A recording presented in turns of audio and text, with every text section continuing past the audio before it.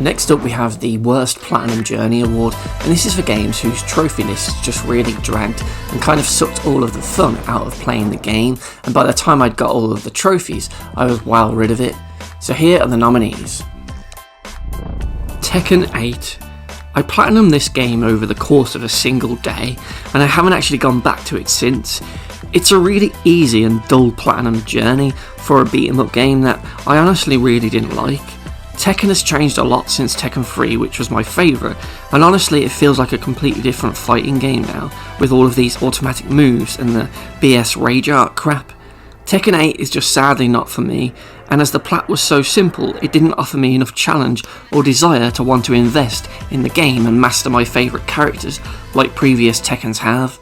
The biggest sign was that when I normally get the platinum in Tekken, I'd continue to play it for months afterwards, but with this one I didn't, so I actually ended up regretting buying this game and platinuming it. Avatar: Frontiers of Pandora. This, according to PlayStation Wrap-Up, was my 4th most played game of 2024, taking me 47 hours to platinum, and of that 47 hours, I only enjoyed about 5 of them. The rest was a grindy, repetitive and boring slog through a really pretty but dull open world, full of the usual Ubisoft clutter to clean up a map that was really awkward to use.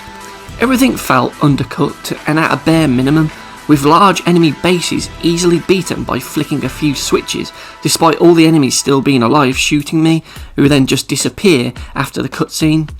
Then there were those annoying community baskets for that trophy, and other collectible trophies which just really sucked what little fun and enjoyment you could have exploring the world of Pandora, due to how many times you had to repeat these boring tasks. Those baskets really sucked and made an already dull platinum journey 10 times worse. Avoid this game. The Karate Kid Street Rumble. While this game is better than the Cobra Kai games, especially number 2, as it at least has an obtainable platinum trophy, the journey towards it was filled with a lot of frustrations. The trophies can be quite grindy, as you need to level up all 4 of the playable characters to their maximum level, which will take you a while because the XP needed is quite high considering the amount of levels available.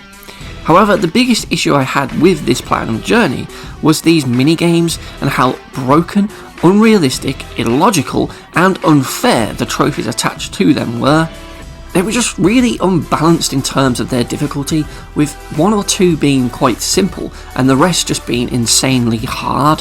Like that crane kick minigame, which will be an absolute platinum blocker for a load of people because you need to get a perfect score of 60 without missing any of the button presses within that 30 seconds. If you fail once, you won't be able to get enough points.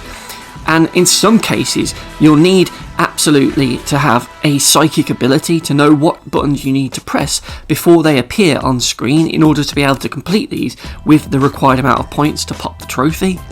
These minigames will just throw away 30-second minigames that aren't fun. Why make those the biggest challenge in the platinum journey? Congrats devs, you ruined the journey. An Ancient Epic. So, I really wanted to like this game, and seeing as it was free on PlayStation Plus, I figured I'd give it a go because it looked quite cool from the trailers.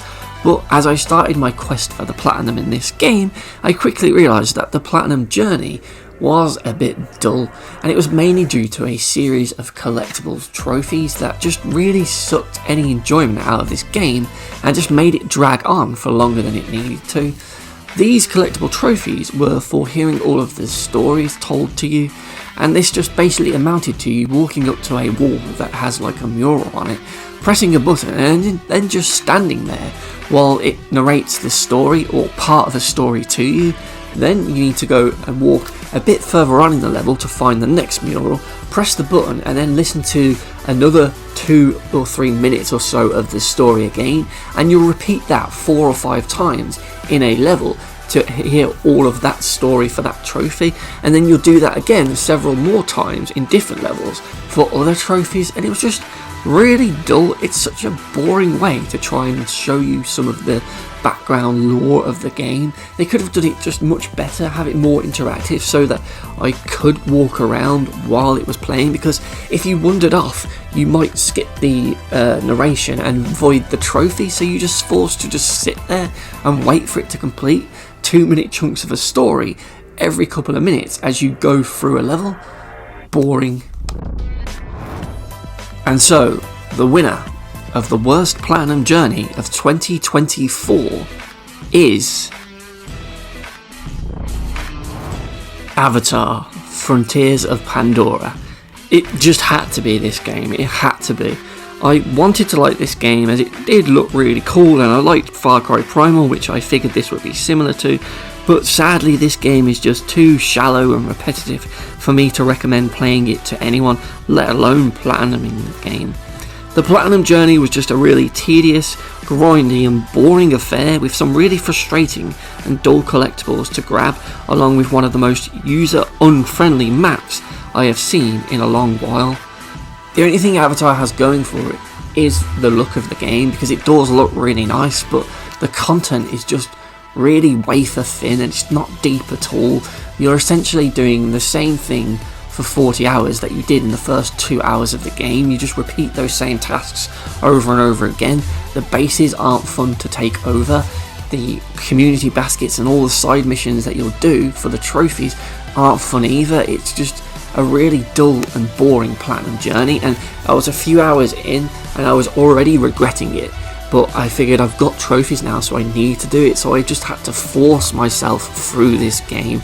It just wasn't fun at all, and I do not recommend this, and that is why this is the worst platinum journey of 2024.